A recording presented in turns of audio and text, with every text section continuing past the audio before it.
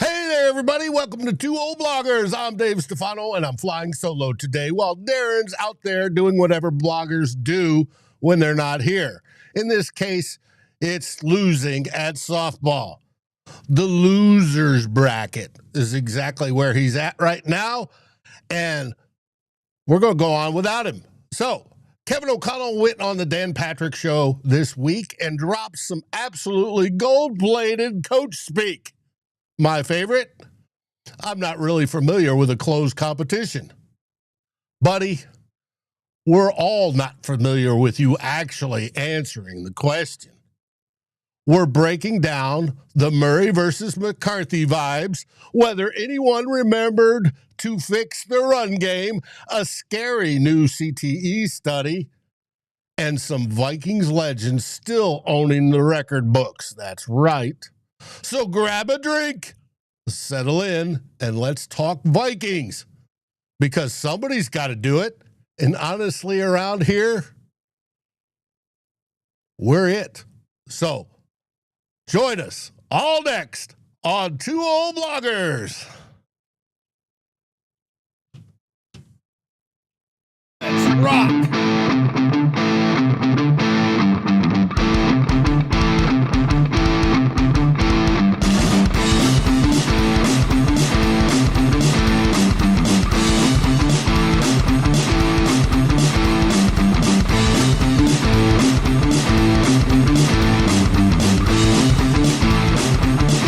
Vikings First and SKOL presents This Week in Vikingsland with Darren and Dave, your two old bloggers.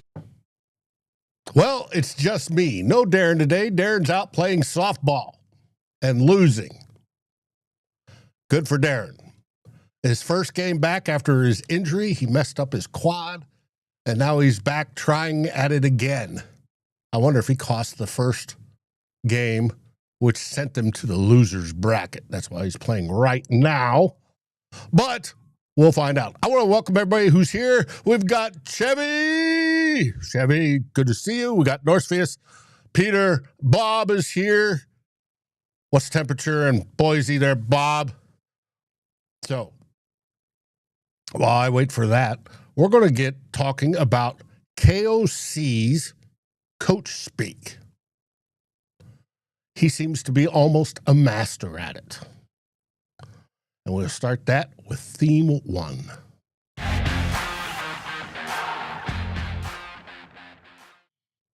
So, there he is.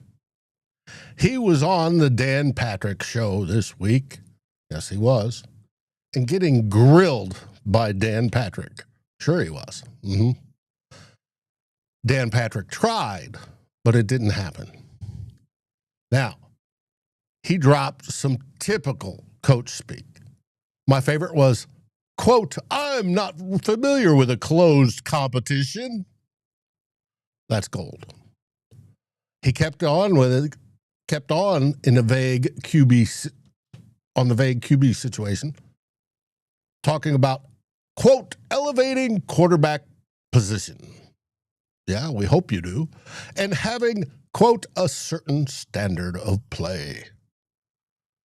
Yeah, we need that. That leads the Vikings to wins. You could almost hear Dan and Paul counting the cliches in real time. And guess what? They did.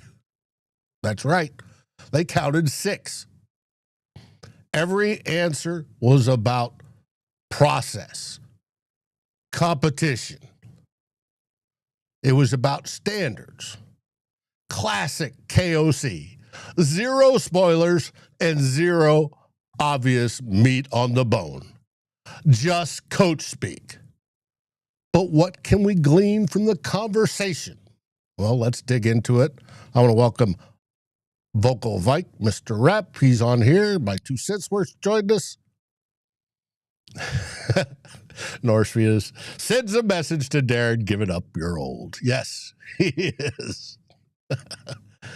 Thank you, Bob. I asked for the temperature, 91 there. Whoa, a little bit warm. Too evil. They did, yes.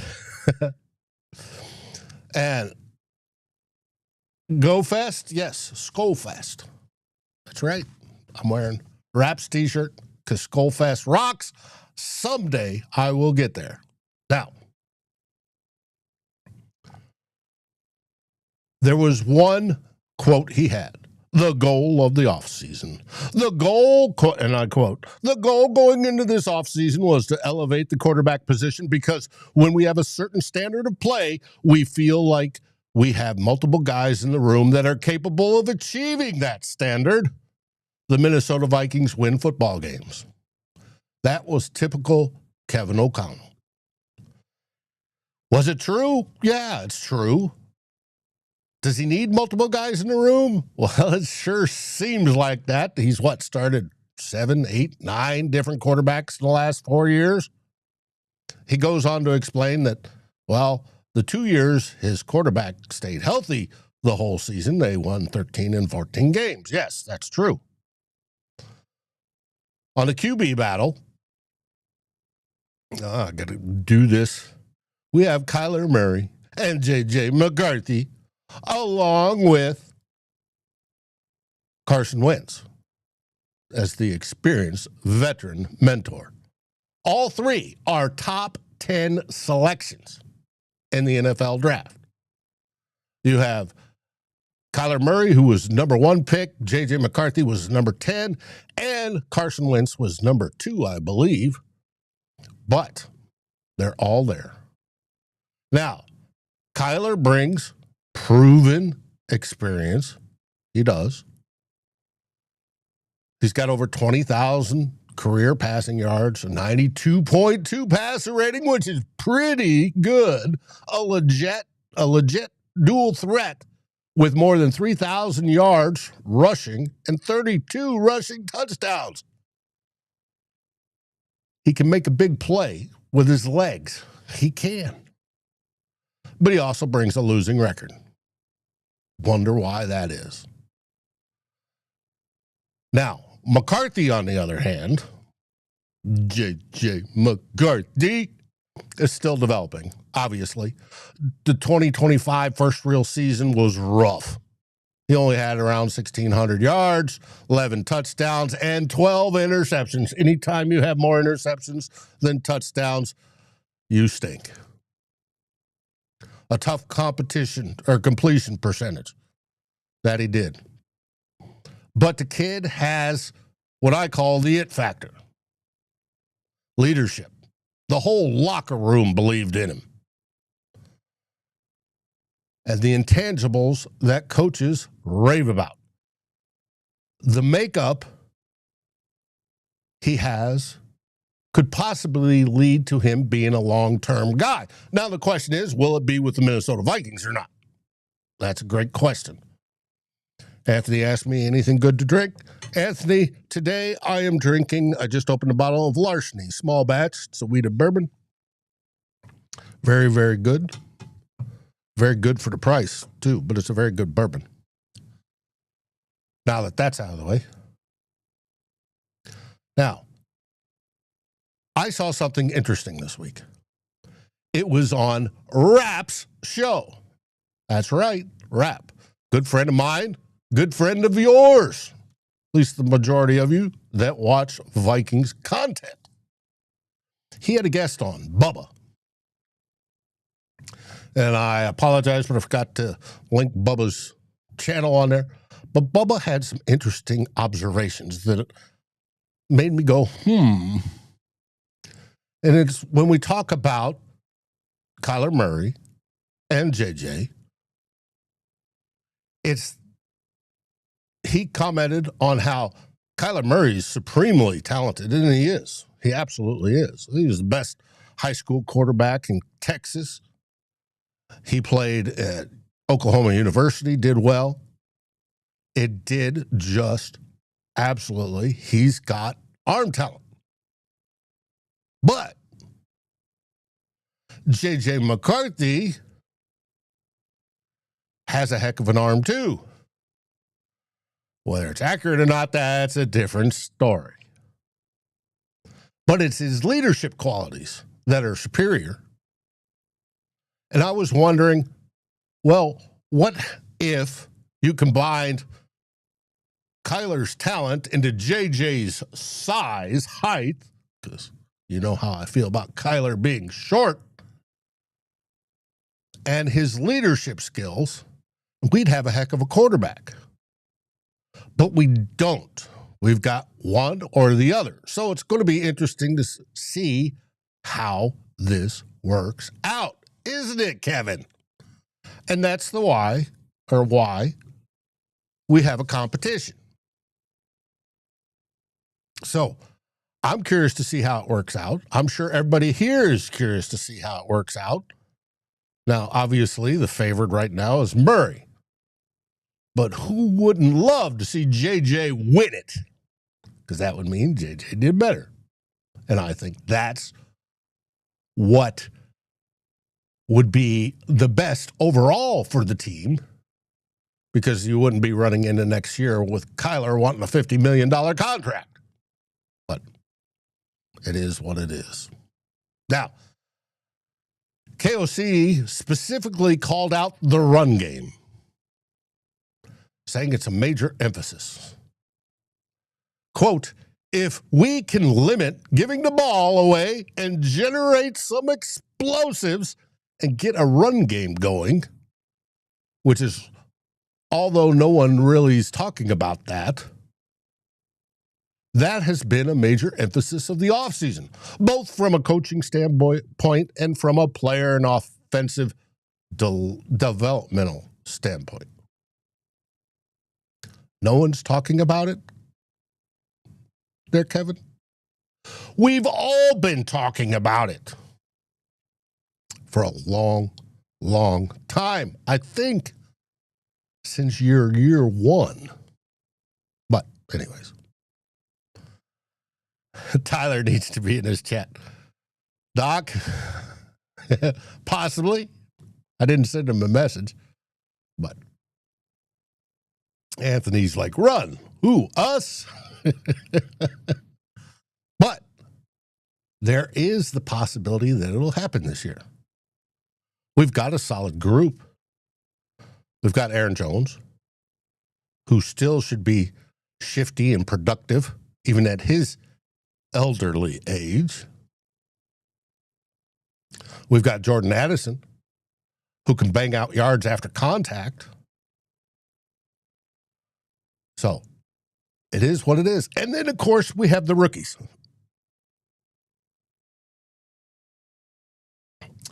We have Damon Claiborne, who adds explosiveness. Now, do I think he's going to make the squad? Yes, I do. Does Tyler think he's going to make the squad? No, he doesn't. Well, everybody's wrong once in a while, Tyler. And then we have, and that run game should get clicking no matter who's a QB. And then, of course, we have J.J. support fullback, Max Bredesen, however you want to pronounce it. I need to water my whistle. So that's the backs. But why do I think it's going to change? I think it's going to change because we have this guy, Frank Smith. Frank Smith is going to be, as the assistant head coach, influencing the run game immensely, and the offensive line for that matter. And speaking of the offensive line, we have Keith Carter, our new offensive line coach. Bye-bye, Chris Cooper.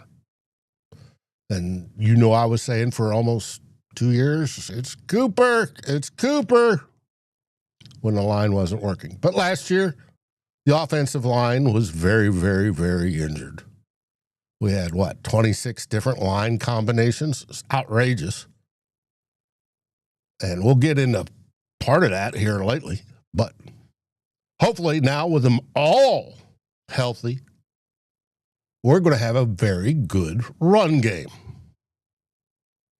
But the key word to KOC's quote that I picked up on, and I'm not sure everybody else did, was his use of, quote, explosives.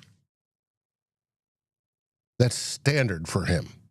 He loves explosives. Should he? Well, by definition, absolutely. What is an explosive? In the passing game, it's generally or typically a completion of 20 or plus more yards, depending on who's tracking it, but that's generally the one. In the running game, it's generally a rush of 10 plus yards or 12 plus, depending on who's tracking it. Now, obviously, scoring goes into that as well. I've got a good friend, KT Smith, who has his own show over on Fans First, and he brought up the statistics. KT Smith is head coach at Oceana City, a high school, one of the top high schools in New Jersey. He said, drives with one explosive play, just one or more, score 60% of the time. Okay, that's cool. Like that. Drives with zero explosive plays only score approximately 15% of the time. Not good. So if you're hunting nothing but explosives, you have the risk of going 3 and out, which doesn't lead to a score. But if you can mix it in with a very, very good running game, you might actually achieve your goal. Ha! Football. Complicated, isn't it, Kevin? Boy. So, we will see how that goes. SKOL says yes. 12th in the NFL in yards per carry and rushing success rate. Let's get it higher. Now,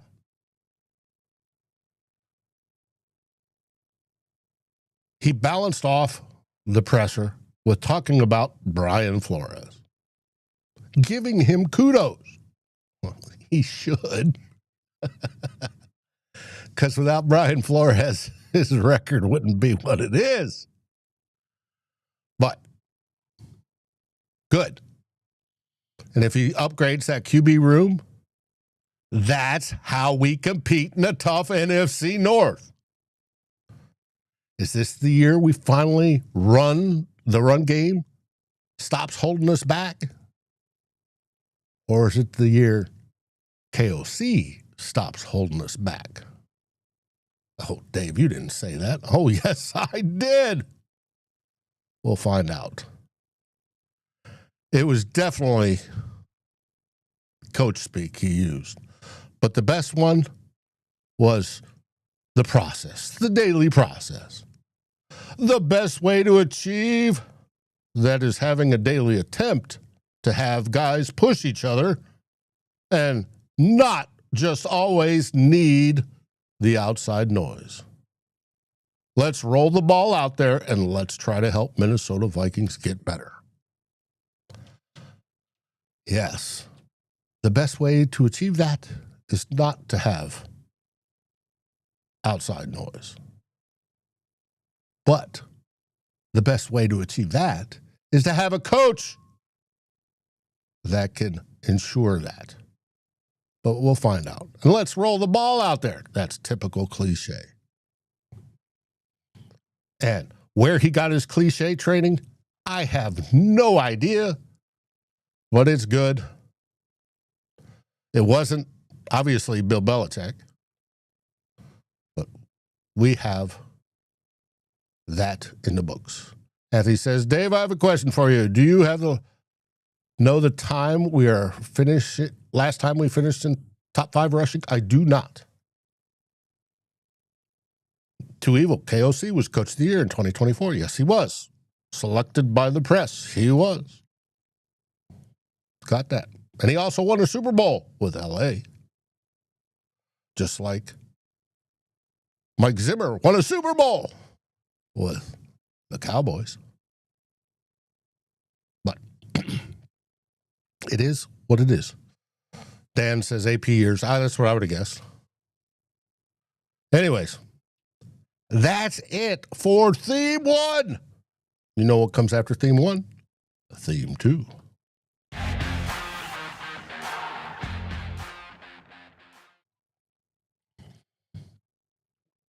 This one, these last two themes, Darren wrote the notes for. Even though I guess he didn't know he was playing softball at the time. But this one, he wanted to talk about the threat of brain injuries.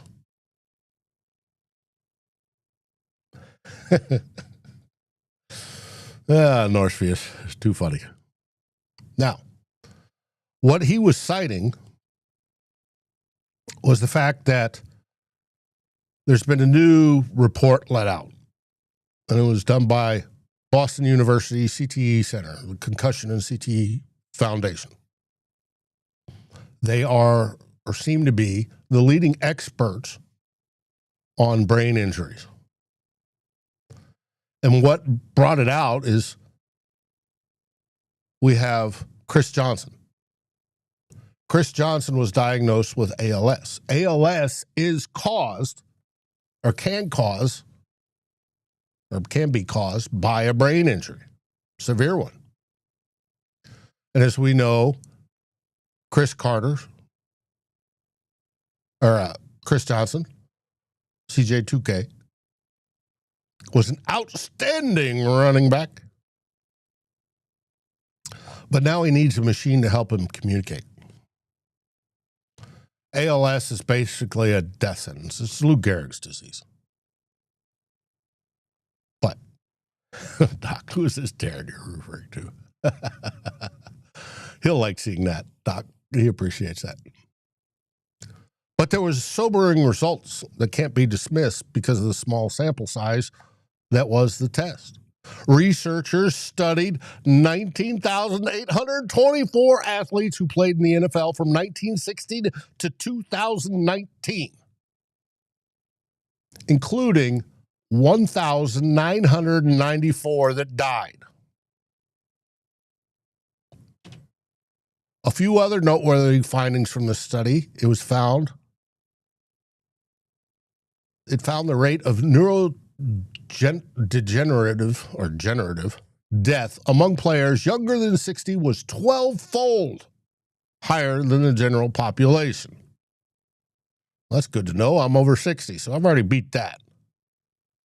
And it found skill position players had a neurodegenerative disease listed as the cause of death at nearly twice the rate of offensive and defensive linemen, which is at odds of what was thought of before, because Darren thought the big round bellies were what's, they were supposedly hitting each other a lot.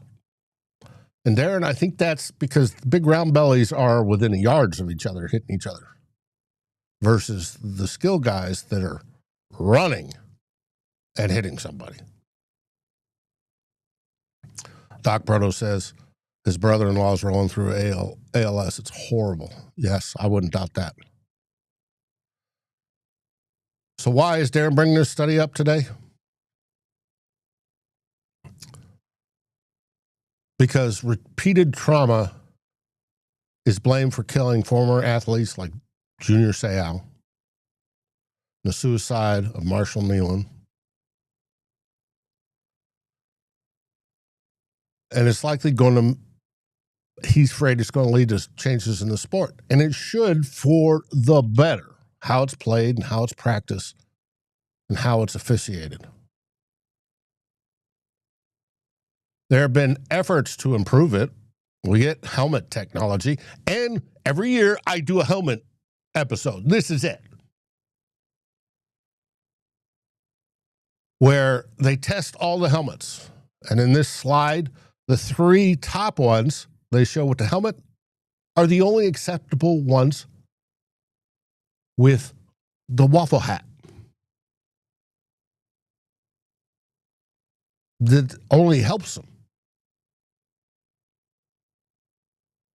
The one that our center last year eventually put on, and it didn't help. But they break it down. What are the best resulting helmets by positions, a few positions, quarterback being one of them. This one you think of the new Atlanta quarterback, formerly of Miami. They have offensive line helmets, and the Viscus leads the pack on that one. And that's the one I was encouraging last year. It's the one with the sort of bike visor on it. It still leads the pack on that for offensive linemen. But they do have defensive linemen. And theirs is different, believe it or not. They have a Viscus on top, and the grade ones are used by less than 1%. But then it comes to the Rydell. Yes, Anthony, I was referring to Tua. And then there's the other positions. And you've got the green band that are permissible or highly encouraged, and then the yellow band, which are Red bands are not even on here, but they're not allowed anymore.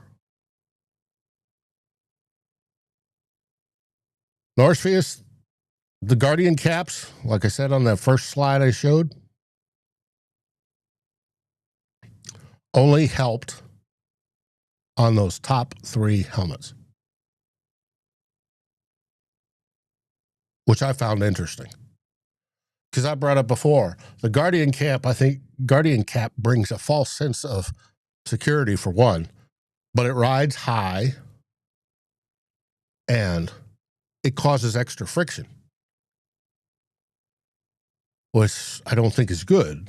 One of the reasons helmets are gloss plastic, hard plastic, is that so the stuff slides off. Anthony says his 40-year-old son has some cognitive issues that we attribute to 3 concussions he suffered when he was a high school running back. It's possible. I know I suffered at least one when I got hit in the ear hole. They had to use smelling salts on me, and they said, "Oh boy, you were out, Dave."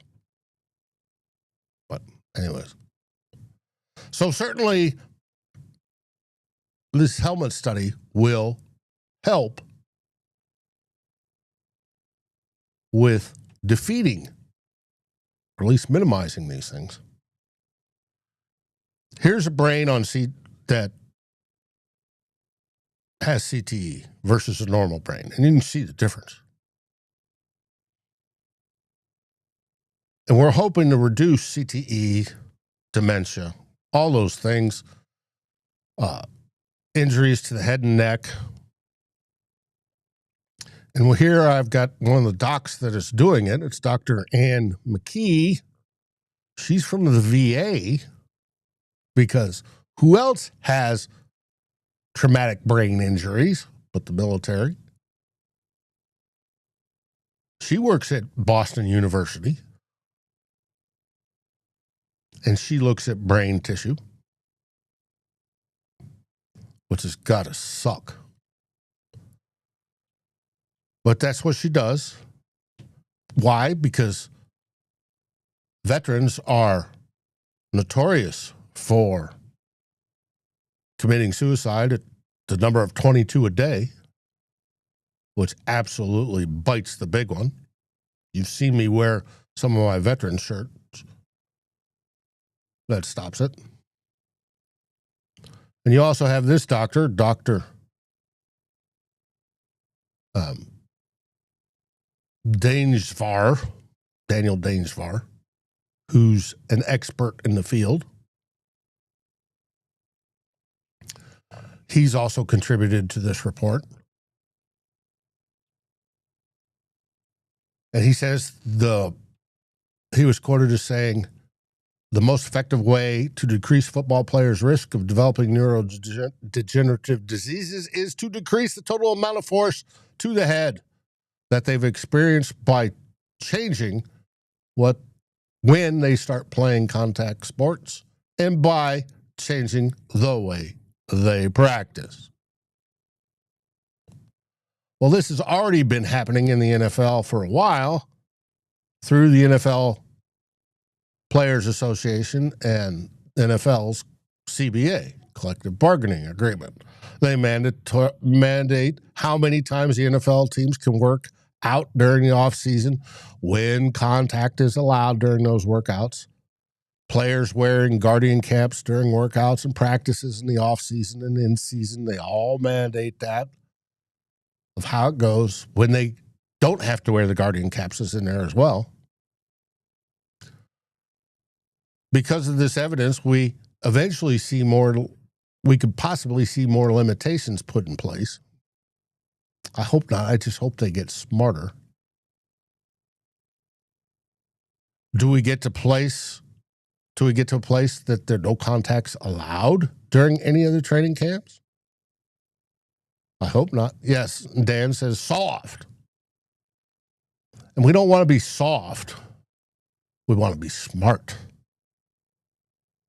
And I think it's going to come down. I'm going to come down to the possible solution here shortly.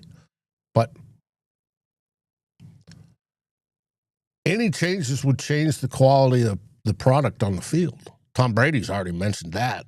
He's talked about that publicly. And we've talked about it.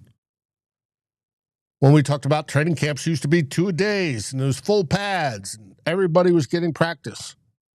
And now it's, well, they put on pads one day and then they're in shorts the next. And that the linemen don't get to hit except for barely during training camp now. And we know KOC's opinion on preseason games and how he likes to limit starters playing due, for fear of injury. He wraps them in bubble wrap, as I say. But Darren is afraid that his favorite sport's going to go away because of health concerns. I doubt that, but I can understand it. Now, I wonder, since we're moving into the AI age, can AI, and I wonder if any of these companies, whether it be Rydell or Viscus or Schultz or whoever designs helmets, use AI in their process, can design a better helmet to handle the impacts and reduce concussions. Now, I wonder if that's the case in the military as well. Because I guarantee you, you're close enough to a detonation, you feel it. So. But that's Darren and his worrying self. He wanted to bring it up. And like I said, every year we do a helmet theme, and this one's it. Hopefully, the Minnesota Vikings insist on their linemen wearing all the best helmet, and everybody else also as well. So, it is one of those things. I want to thank everybody for their comments, sharing stories. You guys rock. Now, on to the final theme of the show, and that is, of course, theme 3.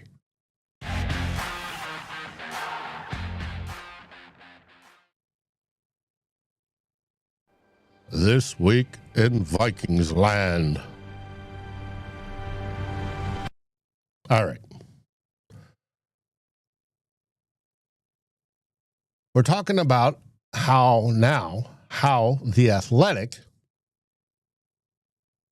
published a story that's looking at player ages and where they peak in the NFL. And by peak, I mean give the best approximate value as measured by Pro Football Reference. And what it came up with. The story's thesis is about peak years for NFL players.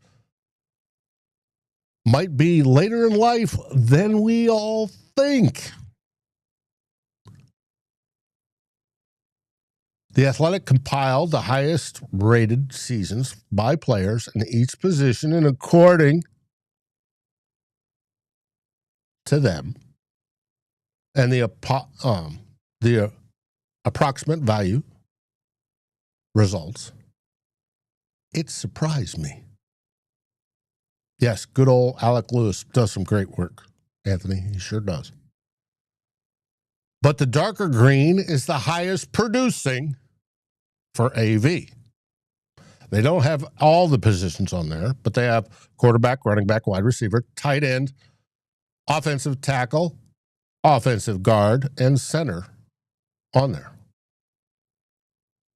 And everybody thinks, he's over 30, he's old, he's not going to do it. If you look at tight end, which is about the middle, their best years, the most producing, come 33, 34, 35. Now, is that influenced by Travis Kelce? I don't know. It could be.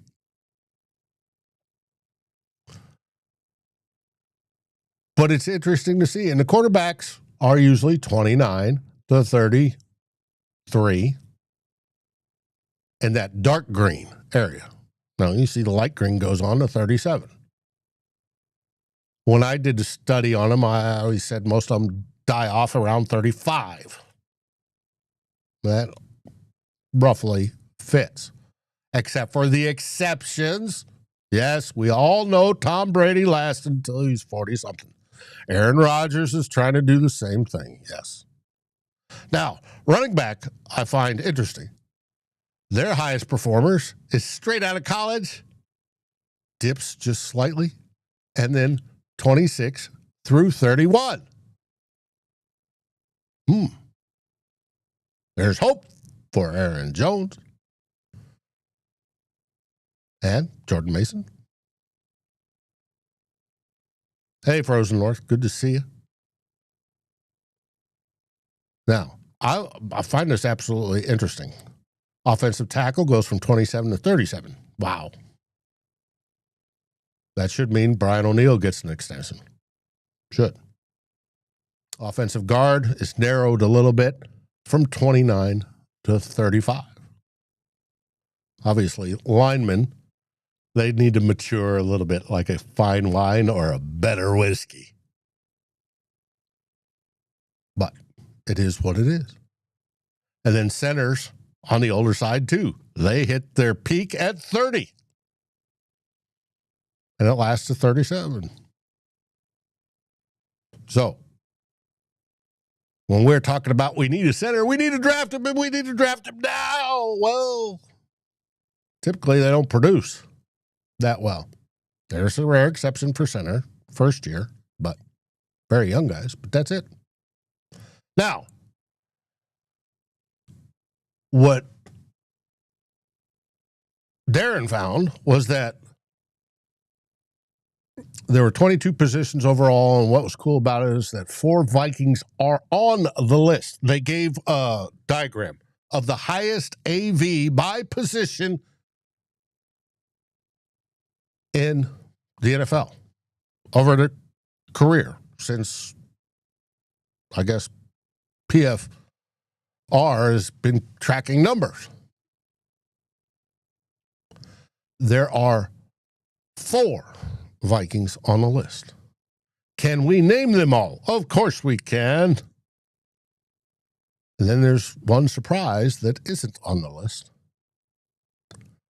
First one on the list is the great Paul Krause. He owns the record for interceptions in the NFL, and it probably will never be beaten. I think it's 81 total. That's just ridiculous. And he set the highest AV record in 1969 with 19 points. Now, the second one is Carl Eller. Carl Eller absolutely rocked.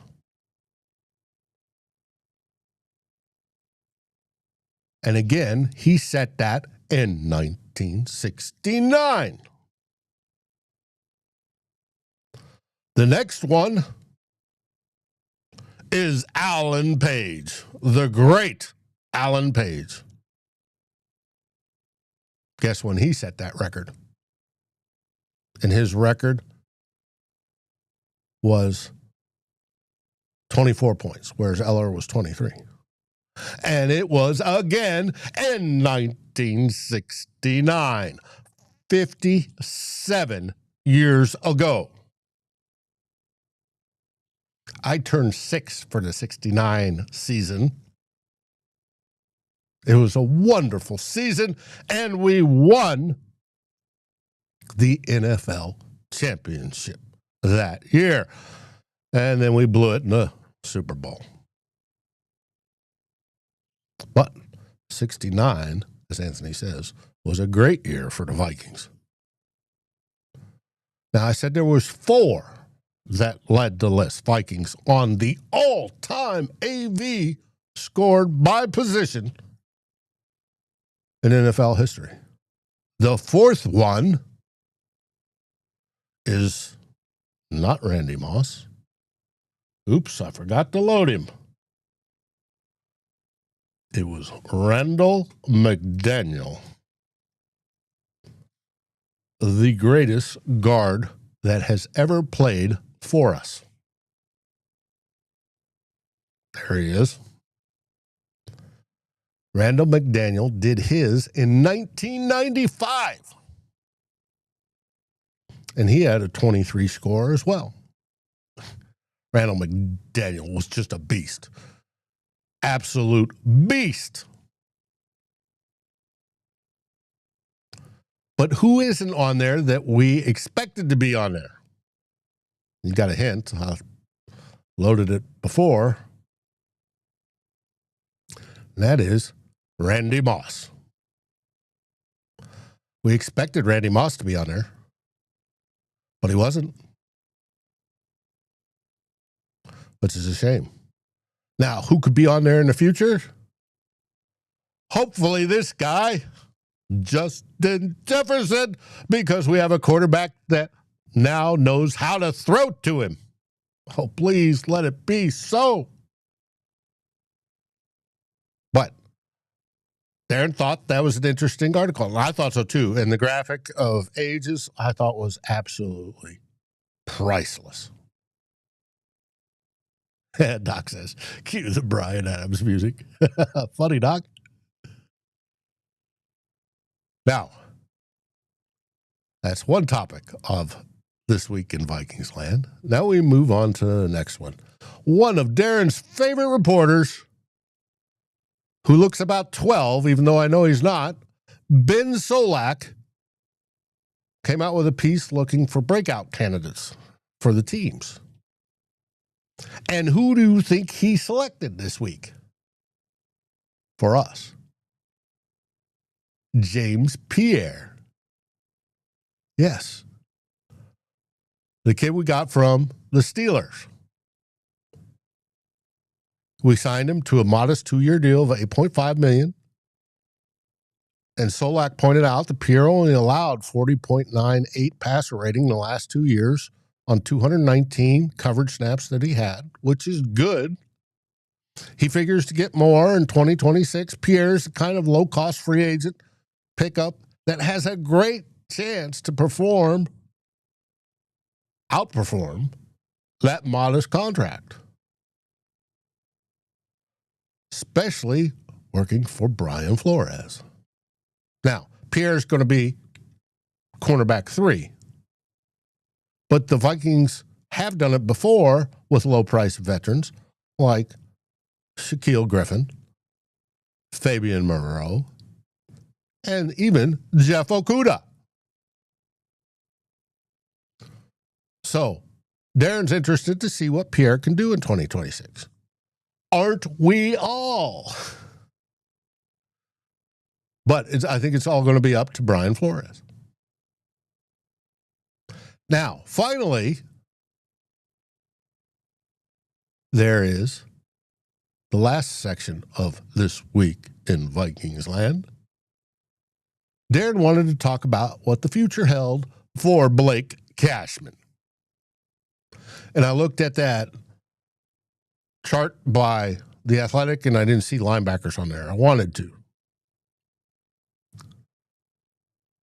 But he's in the final year of his 3-year deal that he signed in 2024. In his first 2 years, Vikings have had him wearing the green dot in Brian Flores' system. He's done extremely well. He's the heartbeat of the defense at calling it. Now, is he the wizard in the backfield? The defensive backfield? No, that belongs to Harrison Smith. But he's the one that orchestrates everything from the middle. Now, extending Cashman requires some thought by the Vikings. He turns 30. Darren, you gave me the report from the Athletic. What are the linebackers' age peaks? That would be interesting to whether you want to play him or not. But he turns 30 in May. Now, Darren expects Cashman to be an effective linebacker, as do we all, at least for another couple of years. And he wonders, what would the length of a Cashman extension be? What would the cost be?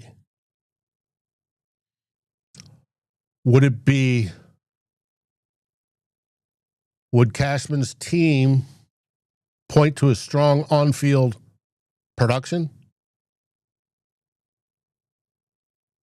as he needs a bigger extension? Whereas the Vikings, on the other hand, don't want to pay for top dollar for somebody they possibly have a replacement for. They just drafted in Jake Golday. Now, do I expect Jake Golday to step in immediately and make, oh my God, we can get rid of Cashman after this season? That is no problem. Well, I don't expect that sort of jump from Jake Golday. I would love to see it, but I don't expect it. But it's going to be interesting to see how Cashman plays in a contract year. Hopefully he plays extremely well. And we'll find out. As Northfield says, Wilson is low mileage for his age. Yes, Wilson is. Cashman has more mileage on him, but plays well. T-Bass let us know that, yes, Cashman got injured last year, missed a few games. That is true. And that all has to be taken into whether you extend him or not. So, that's it. That's the show. Now, thank you, Northfield. It's going to be interesting to see how all this plays out today. We're going to find out in under 3 weeks when they hit camp, thankfully. Yes, Too Evil wants to trade J.J. McCarthy to the WNBA. I probably would like that, but he is a happily married man now with a kid. But who knows? We'll find out. I can't wait for training camp to start. But it is what it is. Now, tomorrow night on The Real Forno Show, join me and Tyler as Tyler welcomes people that have signed up. Members come first, and then those that are subscribers come second to talk to Tyler about football, in particular the Vikings, his opinions on it, answer any questions they have. And it should be a fun show. I like fun shows. And I hope this one was good enough, even though it was sort of down because we talked about brain injuries. But we'll see. Too Evil is going to be at training camp August 3rd. Whoa! Good for you, Too Evil. I'll be there in spirit. As I said before, we got SKOL Fest coming up. Those that can make it, please do. It's always the Saturday before the home opener. It's going to be a big deal this year, so make it. And with that, what do we say? We say, SKOL Vikings! Thanks for joining me today, and we'll see you tomorrow.